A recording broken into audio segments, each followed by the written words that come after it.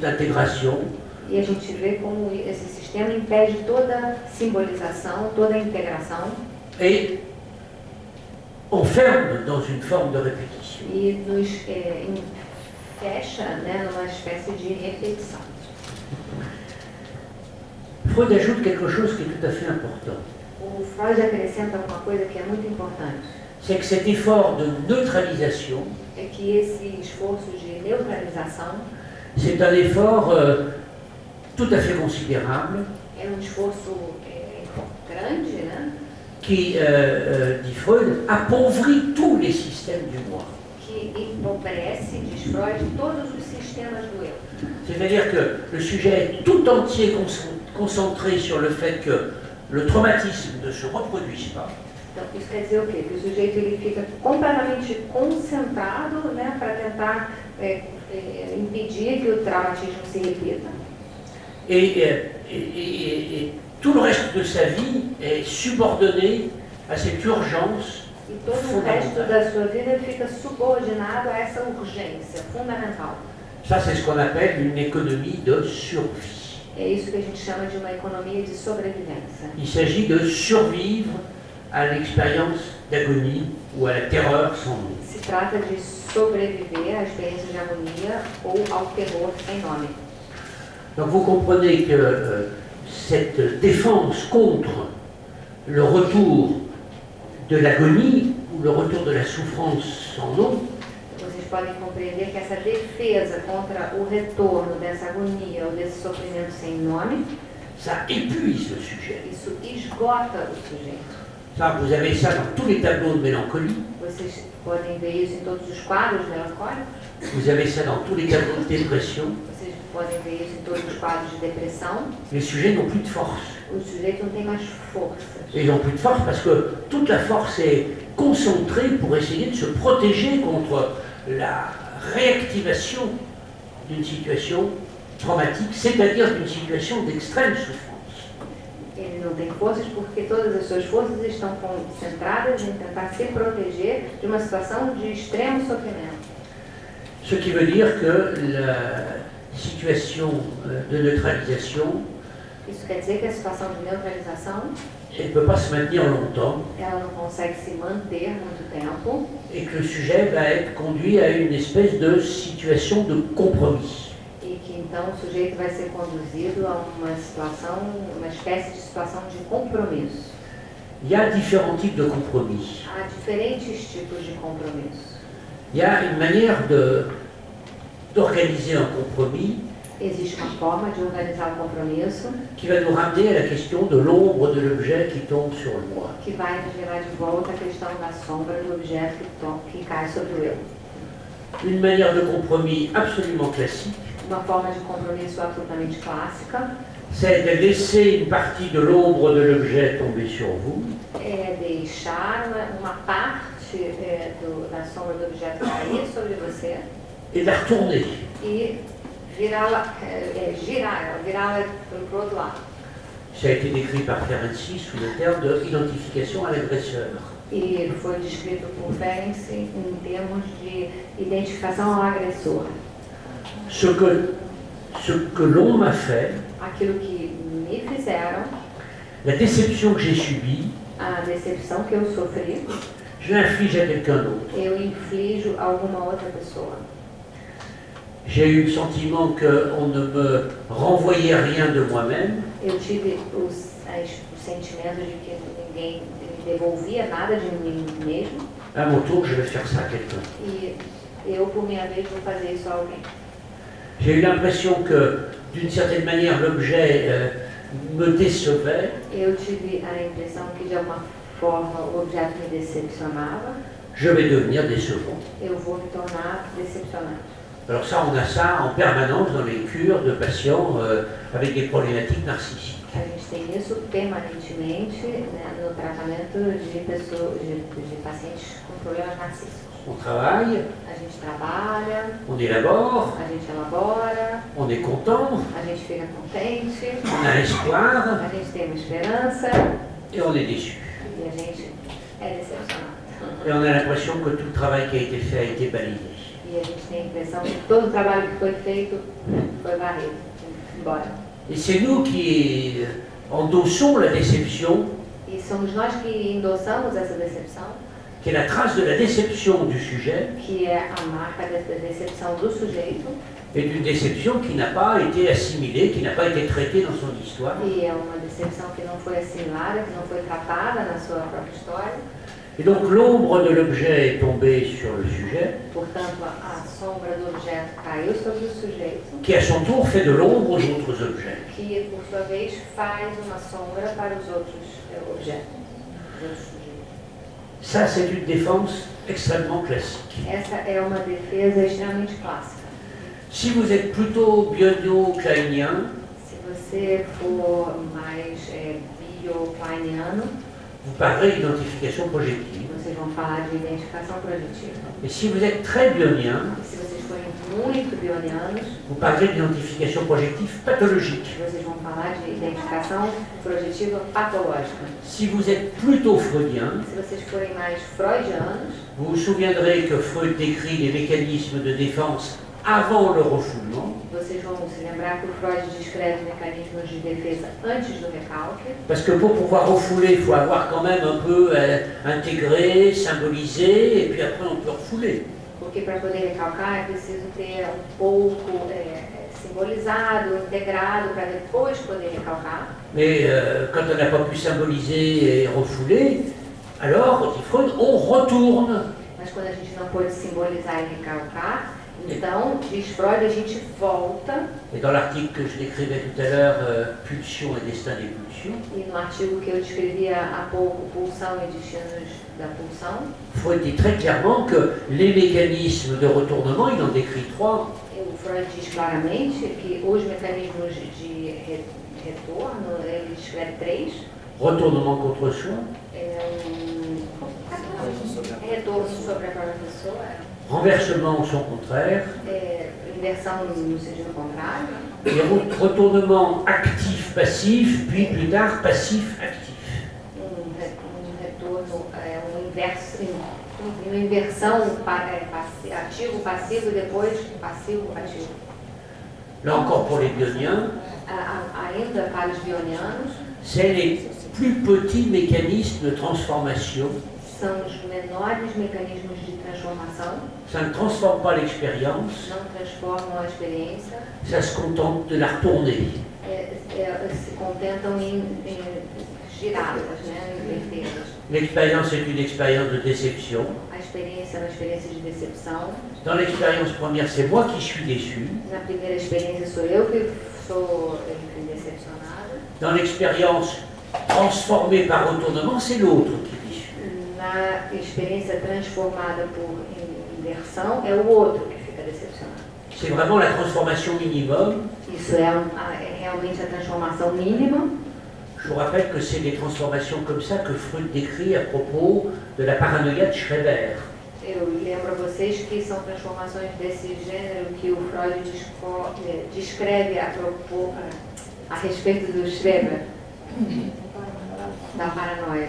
Et vous vous souvenez que Freud engendre toutes les formes du délire paranoïaque E vocês lembram que o Freud ele demonstra todas as formas de delírio paranoico à partir d'une série de retournements a partir de uma série de inversões, d'une problématique narcissique. de uma problemática narcísica. Moi, un homme, je l'aime, lui, un homme. Eu, homem, amo a ele, homem. Donc, premier retournement, je ne l'aime pas. Primeira inversão, eu não o amo.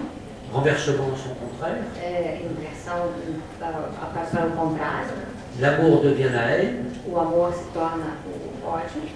Deuxième retournement, Segunda inversão, ce n'est pas moi qui le hais, c'est lui qui me hait. não sou eu que o odeio, é ele que me odeia. Il me persécute. Ele me persegue. Troisième retournement, ce n'est pas moi qui l'aime, c'est lui qui m'aime. Terceira inversão, não sou eu que o amo, é ele que me ama. Érotomanie, Erotomania, etc., etc. etc, etc, etc. Donc, c'est le système de transformation minimum par le biais de ces différents retournements. Então, é o sistema de transformação mínima pelo viés dessas inversões. Alors, comment est-ce que ça se passe concrètement en clinique? Como é que isso se dá concretamente na clínica? Je vais vous donner 2-3 exemples. Eu vou oferecer a vocês 2 ou 3 exemplos. Une analyste se trouve confrontée à un sujet dont elle a l'impression qu'il casse tout son travail. Analista se vê confrontado com um sujeito e ele tem a impressão que esse sujeito destrói todo o seu trabalho. Ça se passe en langue anglaise. Ça se passe en langue anglaise. Isso se dá em inglês. Et toutes les fois que donc l'analyste a l'impression qu'elle a fait une bonne interprétation, então, o analista tem a impressão que ele fez uma boa interpretação. Elle est contente de son travail. Ela está contente com o seu trabalho. Et le patient descend ses lunettes. E o paciente desce os seus óculos, et lui dit and so what? Para ela, and so what? E daí? Et alors? E aí? E daí? Alors, il a fallu du temps pour comprendre que ce and so what, foi necessário tempo para compreender que esse and so what, qu'il disait avec une voix particulière, que ele dizia com uma voz muito própria, c'était une phrase de son père, era uma frase dita pelo seu pai, phrase qu'il avait incorporée uma frase que ele incorporou et qu'il infligeait à l'autre, que ele infligia ao outro, pour casser l'autre comme il s'était senti cassé lui-même dans ses propres élans. para quebrar o outro como ele tinha se sentido quebrado nos seus próprios impulsos e lances. Voilà le mécanisme d'incorporation Está aí o mecanismo de incorporação que je décrivais tout à l'heure. que eu descrevia há pouco. C'est comme si, dans l'expérience d'agonie, quand le sujet s'était retiré, É como se, na experiência de agonia, quando o sujeito se retirou, il avait laissé la place pour que l'ombre de l'objet s'installe en lui. ele tivesse deixado um espaço para que a sombra do objeto se instalasse nele. La question naïve est la suivante. A questão, enfim, boba é a seguinte: Que devient l'ombre de l'objet quand elle est tombée sur le moi? o que se torna a sombra do objeto quando ela caiu sobre o eu? Vous voyez, on a une phrase comme ça de Freud. A gente tem uma frase assim do Freud: L'ombre de l'objet tombe sur le moi. a sombra do objeto cai sobre o eu. Mais la question qu'on ne pose pas habituellement, E a pergunta que a gente não coloca habitualmente que devient l'ombre de l'objet quand elle est tombée sur le moi? é o que se torna essa sombra do objeto quando ela caiu sobre o eu. Alors on a une réponse chez Freud. Mas a gente tem uma resposta em Freud. En 1926, dans Inhibition, Symptômes, Angoisse, Em 1926, em Inibição, Sintoma e Angústia, Freud dit le moi tend à s'assimiler tout ce à quoi il est confronté. o Freud diz: o eu tende a assimilar tudo aquilo com o qual ele é confrontado.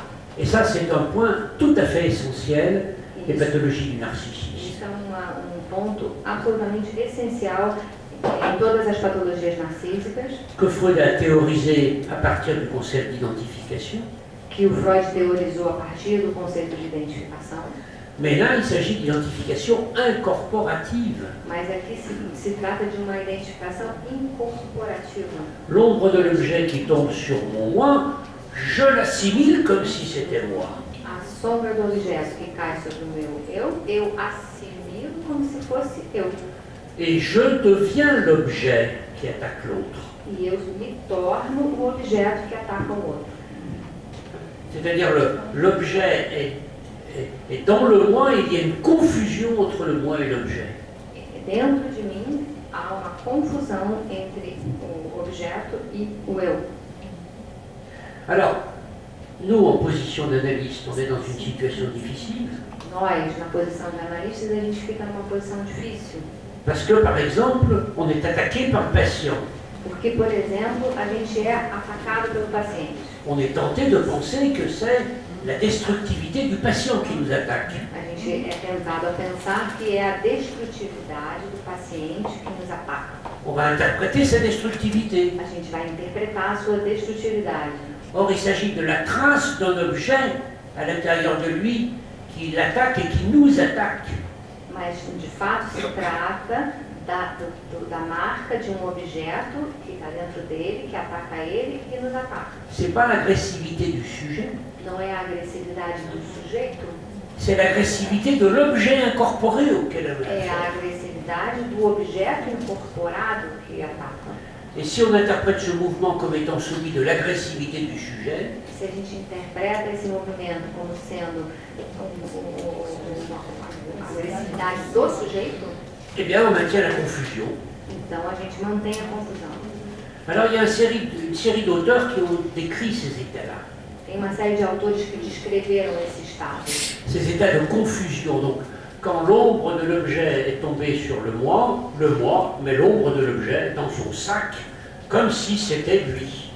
Quando a sombra do objeto cai sobre o eu coloca essa sombra dentro dele mesmo, dentro da sua bolsa, digamos assim, como se fosse ele. Margaret Little Margaret Little, a décrit ce qu'elle appelle des états de oneness. ela descreveu aquilo que ela chamou de estados de oneness. L'état de oneness, c'est un état de confusion moi-objet. O estado de oneness é um estado de confusão eu-objeto. Et donc à l'intérieur du moi du sujet, E, portanto, então, no interior do eu do sujeito, le moi s'est parfaitement installé. o eu, L'objet. o objeto se instalou perfeitamente à vontade. Joyce McDougall Joyce McDougall, a décrit, elle, quelque chose qu'elle appelle un corps pour deux. ela descreveu uma coisa que ela chamou de corpo para dois. C'est-à-dire comme si on était deux dans un moi, deux dans un corps. Como se nós fôssemos dois em só corpo. Vous savez, je ne sais pas comment si ça existe. Nous, on dit, par exemple, des enfants siamois. Nós, normalmente dizemos irmãos siameses. On a une partie comme ça collée. Je me souviens d'une patiente qui avait ventre siamois avec sa mère. Eu me lembro de uma paciente que tinha ventre siamês com a sua mãe. La déception chez cette patiente, A decepção dessa paciente, c'était complètement répété avec des grossesses à répétition de sa mère. ela se repetiu com gravidezes. Des grossesses à répétition. Plusieurs grossesses. Oui, toutes les années, il y avait un bébé. Ah, sim, a decepção com a mãe dela se repetia quando a cada ano a mãe dela tinha um filho, um bebê. Et elle était comme ça, fascinée par ce ventre de sa mère qui grossissait. Dès que le bébé était né, il y en avait un autre qui redémarrait. E ela ficava absolutamente fascinada com esse ventre da mãe, que cada vez que acabava de nascer uma criança, de novo a barriga crescia. Et un jour, alors cette femme avait des difficultés de type dépressive très grave. Essa mulher tinha dificuldades do tipo depressivo muito graves. Elle avait des tas de problèmes, comme dans tous les tableaux dépressifs, de ventre. Ela tinha muitos problemas, como em todos os quadros depressivos, problemas de barriga. Une incapacité complète à utiliser son sexe. Uma incapacidade absoluta em utilizar o seu sexo. Une vie complètement appauvrie, Uma vida completamente empobrecida. où elle sortait de chez elle uniquement pour travailler. Ela saía da casa dela unicamente para trabalhar. Elle n'avait pratiquement aucune vie sociale. Ela não tinha praticamente nenhuma vida social. Et puis un jour, elle me croise dans la rue. E dia essa mulher cruza comigo na rua. Et elle me dit, oh là là, je vous ai vu avec votre gros ventre. E ela olha para mim e fala assim, olá, eu vi você com a sua barriga enorme. Alors je vous jure qu'à l'époque, j'étais beaucoup plus mince que maintenant. Posso jurar a vocês que na época eu era ainda mais magra do que eu sou hoje. Et je me suis dit, mais c'est hallucinatoire ça. E eu pensei comigo mesma, isso era uma alucinação. Alors j'ai commencé à m'intéresser au gros ventre, Então eu comecei a me interessar pela barriga grande. à ses perceptions à l'égard du gros ventre de sa mère. Me interessar pelas suas percepções com relação à barriga grande da mãe. Et elle raconte comme ça, au hasard de ses associations, E ela conta, assim, por acaso, nas suas associações, en utilisant le terme suivant, utilizando o seguinte termo, qu'elle se collait au ventre de sa mère, que ela se colava à barriga da sua mãe. quand la mère était enceinte. quando a mãe estava grávida. Et moi, j'ai pensé qu'elles avaient les ventres collés. Então eu pensei que elas tinham a barriga colada. Et donc, ce qu'il fallait faire comme travail, c'était décoller les ventres. E então aquilo que era necessário fazer como trabalho era descolar essas barrigas. Alors, bien sûr, quand on décolle les ventres, Evidentemente, quando a gente descola as barrigas, c'est la colère, c'est la haine, c'est le sentiment d'être rejeté par le ventre de la mère. o que aparece é a cólera, a raiva, é o sentimento de ser rejeitado pela barriga da mãe. C'est plus pouvoir être sur les genoux de la mère parce que le ventre de la mère la pousse dehors. É não poder mais se sentar no colo da mãe porque a barriga da mãe empurra ela para fora. Donc il a fallu élaborer cette colère. Então foi preciso elaborar toda essa cólera. Et puis petit à petit, le ventre de sa mère et le sien se sont décollés. E então, pouco a pouco, a barriga da mãe e a barriga dela puderam se descolar. Puis ensuite, on a décollé le sexe de sa mère et le sien. E em seguida a gente descolou o sexo da mãe do sexo dela. Alors vous voyez, quand vous avez le sexe collé à celui de votre mère, Se vocês estão percebendo que quando você tem o seu sexo colado ao sexo da sua mãe, c'est une problématique incestueuse. isso é uma problemática incestuosa.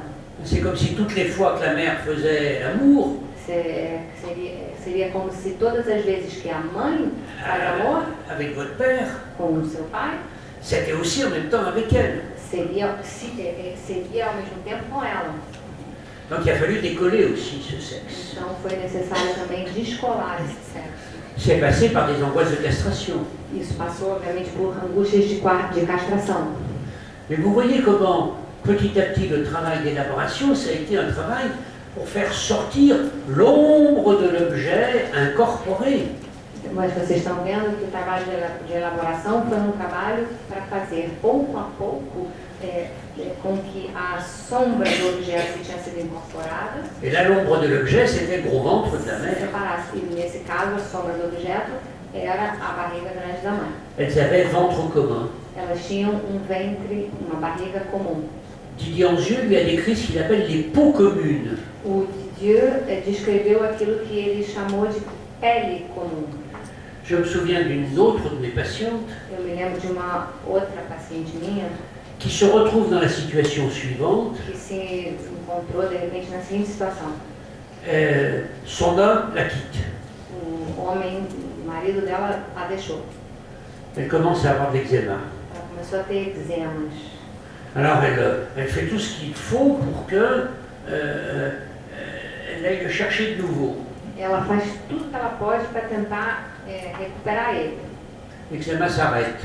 Aí o eczema para. Elle quitte l'homme. Ela deixa o marido. Parce que le problème, c'était pas la séparation. O problema não era a separação. Le problème, c'est celui qui part avec la peau.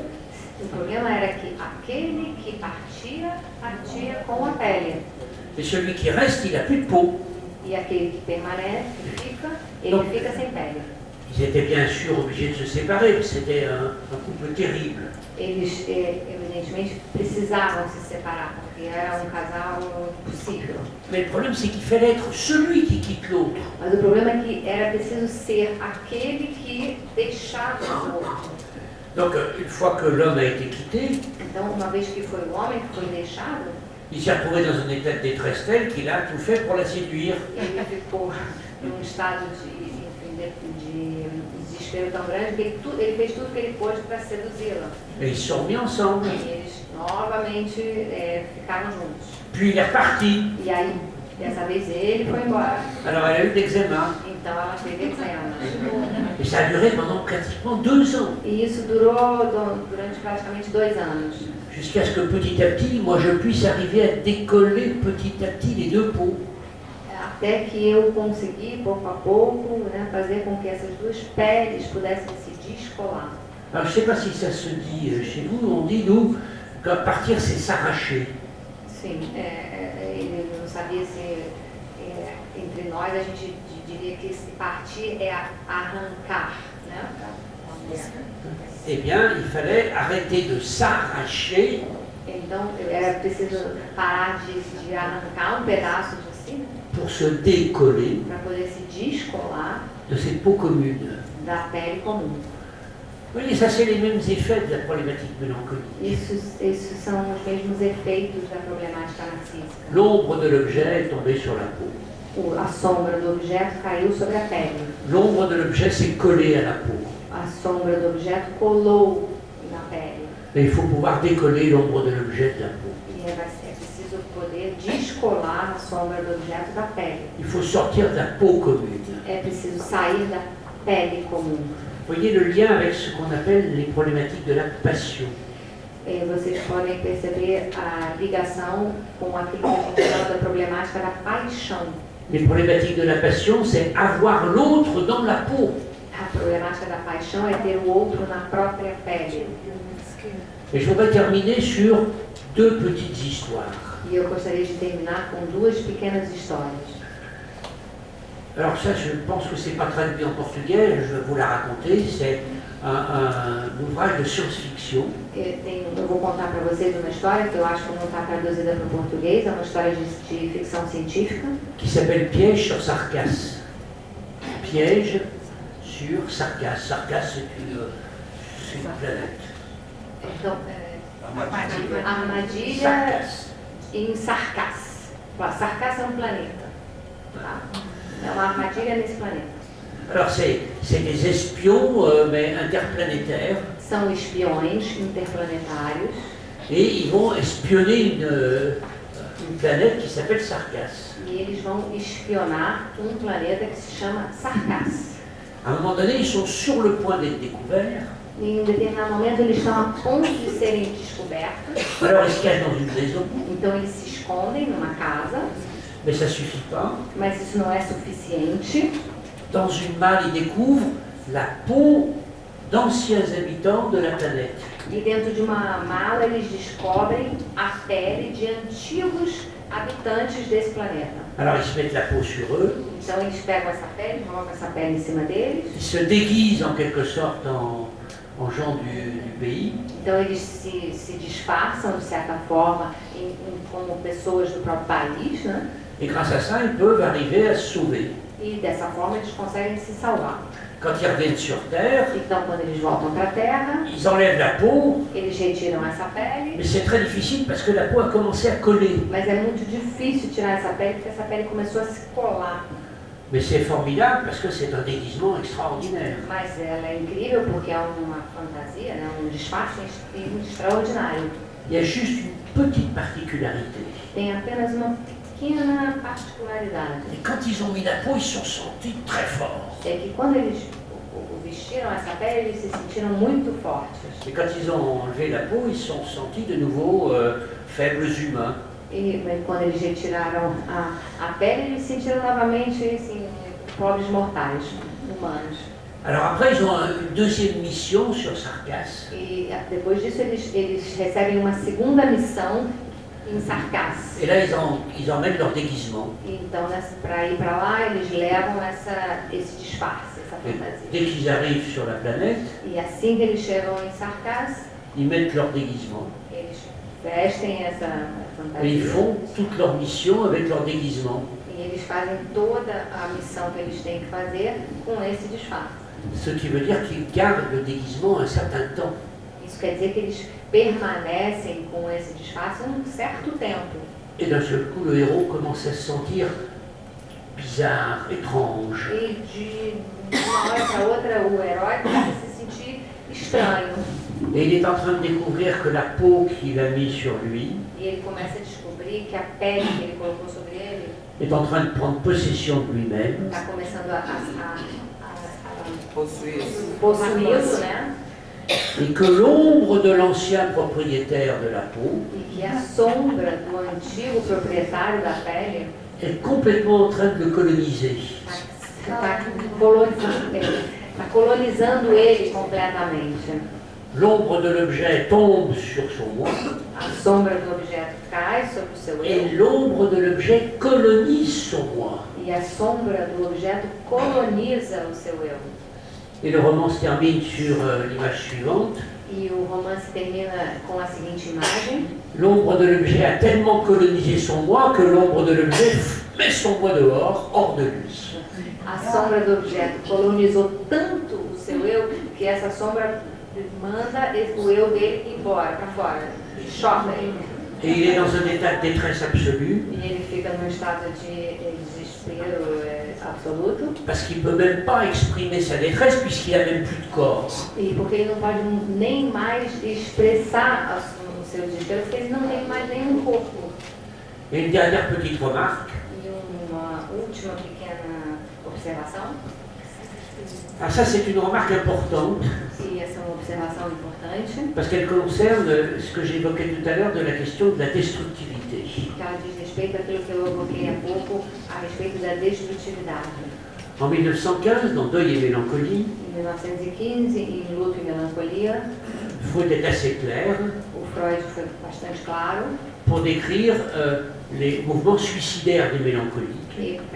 descrevendo o movimento suicida dos melancólicos. Il dit, c'est très simple, Ele disse, é muito simples, la haine que le moi avait pour l'objet o ódio que o eu tinha em relação ao objeto, quand l'objet est incorporé, quando o objeto é incorporado, se retourne contre soi. esse ódio se volta contra si. Et le suicide, c'est un meurtre de l'objet en soi.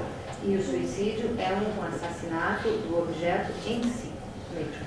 Et d'une certaine manière, on s'est arrêté à cette forme-là. E, de certa forma, a gente parou nessa formulação. Mais pas Freud. Mas não o Freud.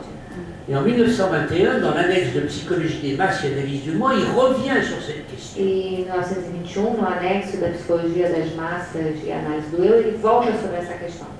Et là, il analyse ce qu'il appelle la haine de l'objet contre le moi. E aí ele analisa aquilo que ele chama do ódio do objeto contra o eu. And so what? And so what?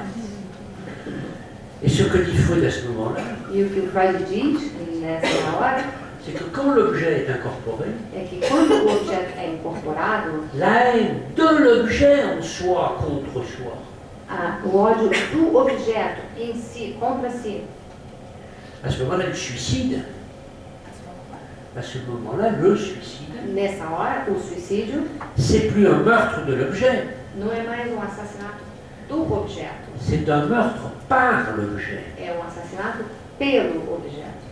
Et cette ligne-là que Freud propose en 1921, E essa linha de pensamento que o Freud propõe em 1921, il va la poursuivre d'une certaine manière en 1922. ele vai continuar nessa linha de pensamento, de certa forma, em 1922. En 1922, il écrit un petit article qui s'appelle « De quelques mécanismes du narcissisme, de l'homosexualité, Em 1922, ele escreve um artigo que se chama Alguns Mecanismos da Homossexualidade, de la da paranoïa, Paranoia je ne sais plus quel autre, et la jalousie. e do ciúmes. Et il décrit une petite scène. E ele descreve uma pequena cena. Alors cette petite scène, ça commence par une considération de sagesse populaire. E essa pequena cena começa por uma consideração de sabedoria popular. Le mariage c'est difficile, c'est beaucoup d'abstinence. O casamento é uma coisa difícil, exige muita abstinência. Alors pour soulager un peu la marmite, on a inventé le flirt mondain. E para aliviar um pouco esse peso, a gente inventou o flerte mundano. Alors qu'est-ce que c'est que le flirt mondain? O que é o flerte mundano? Madame est invitée avec monsieur dans une soirée. A madame é convidada com o senhor para uma festa noturna. Et elle se laisse gentiment courtiser par un homme qui est là, qui est plutôt un bel homme. E ela se deixa levemente, enfim, ser paquerada por um homem que está nessa festa. Mais en tout bien, tout honneur. Mas tudo, assim, dentro dos conformes. Il ne se passe rien. Nada acontece. Mais le mari est paranoïaque. Mas o marido é paranoico. Quand elle rentre à la maison, Quando ela chega em casa, il lui fait une scène. ele faz uma cena daquelas. Il traite le désir inconscient de la femme comme un acte. Ele trata o desejo inconsciente da mulher como se fosse um ato. 1923. 1923. Le moi et le ça. O eu e o isso. Chapitre 5. Capítulo 5. Les états de dépendance du moi. Os estados de dependência do eu. Freud dit le surmoi qu'il appelle sévère et cruel. O Freud diz, o super-eu, que ele chama de severo e cruel, punit le moi à l'intérieur de lui pune o eu no interior dele próprio. pour ses désirs comme si c'était des actions. Ele pune por conta dos seus desejos, como se esses desejos fossem ações. Puisque comme le surmoi est à l'intérieur, Porque como o super-eu está dentro, está no interior, il connaît tous les désirs. ele conhece todos os desejos. Et Freud ajoute, E o Freud acrescenta, un tel surmoi est une culture de pulsion de mort. tal tipo de super-eu é uma cultura de pulsão de morte. C'est le surmoi mélancolique. É o super-eu melancólico. Et un élément de plus du surmoi mélancolique qui l'amène à ce moment-là, E um elemento a mais que do super-eu melancólico que ele traz nesse momento, c'est que donc non seulement il y a une confusion entre l'ombre de l'objet et le moi, é que não somente há uma confusão entre a sombra do objeto e o eu, mais le surmoi traite les actes du sujet mas, comme les désirs du sujet comme des actes. mas o super-eu trata os desejos do sujeito como atos. Il crée une situation parfaitement en impasse pour le sujet. Ele cria uma situação absolutamente que é um impasse para o sujeito, Parce que notre issue par rapport à nos désirs, porque a nossa saída com relação aos nossos desejos c'est de renoncer à les mettre en acte, é renunciar, colocá-los em ato, mais de garder néanmoins les désirs. mas ao menos guardar os desejos. Et si les désirs sont punis comme des actes, à ce moment-là, Mas e se os desejos são punidos como se fossem atos, nessa hora il n'y a plus rien à faire. Il n'y a plus rien à faire. não há mais nada a ser feito. Je m'arrête là. Eu paro aqui. Merci. Obrigada.